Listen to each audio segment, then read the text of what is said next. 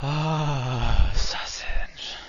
Hello everyone, this is Attack the Backlog, the podcast where I, Marc tries to make a dent in their backlog one game at a time. This episode is all about Katana Zero, a 2D action platformer where you play as a samurai-like assassin who, well, assassinates those who deserve it, or do they? Katana Zero originally came out on April 18th, 2019 for PC and Switch. What if Marc of the Ninja played like Hotline Miami?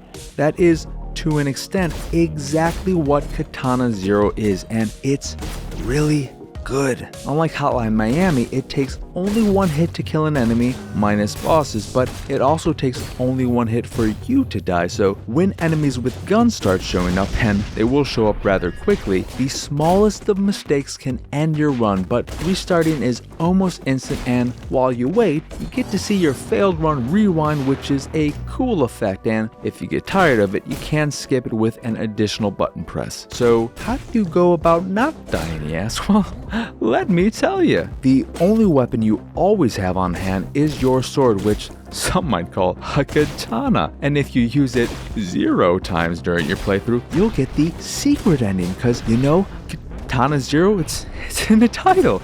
And by secret, I mean the non-existent I'm totally lying right now ending. But back on point. Your main way of dispatching enemies is with your sword, but you can do more with it than just slashy, killy.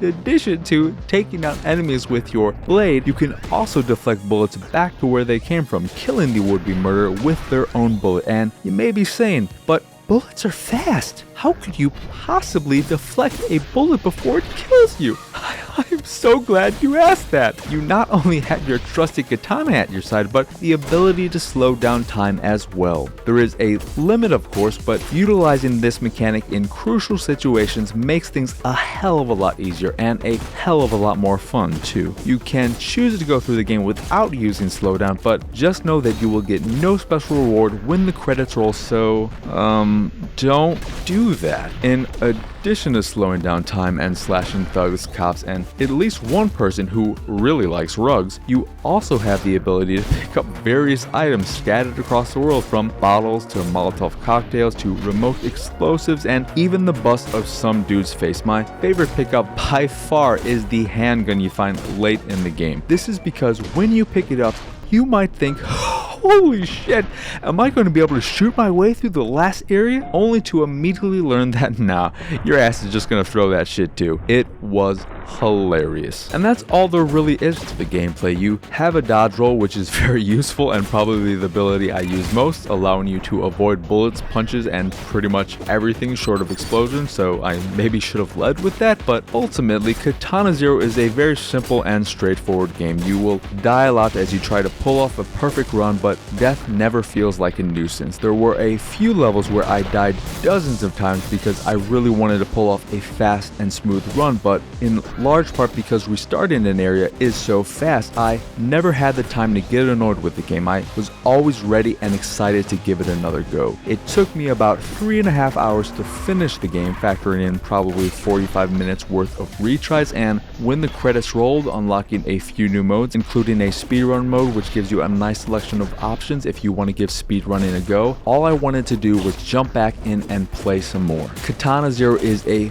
beautiful game with gorgeous pixel art and fantastic lighting that makes it all pop, and the story, hold your phone people, the story is really good. It touches upon the horrors of war, PTSD, and violence in general in an affecting way that I was not at all expecting. There's even a twist at the very end that surprised me, even though it seemed so obvious once the facts reveal themselves. And there are also many bits of dialogue where you have options and can choose how a conversation goes, whether it be calm or hostile, leading to unforeseen consequences, and if you want, you can interrupt someone before they're done talking, which often pisses them off. off and is hilarious. I had a blast with Katana Zero. I came for the gameplay, was surprised by the story, fell in love with the visuals, and enjoyed every tune along the way. Katana Zero is the kind of game that comes over to visit, shares a few fun stories, and leaves before overstaying its welcome, and sometimes that's exactly the kind of game you need. So if you're looking for a game to kill a few hours with as well as a few hundred baddies, I can't recommend Katana Zero highly enough. Anyway,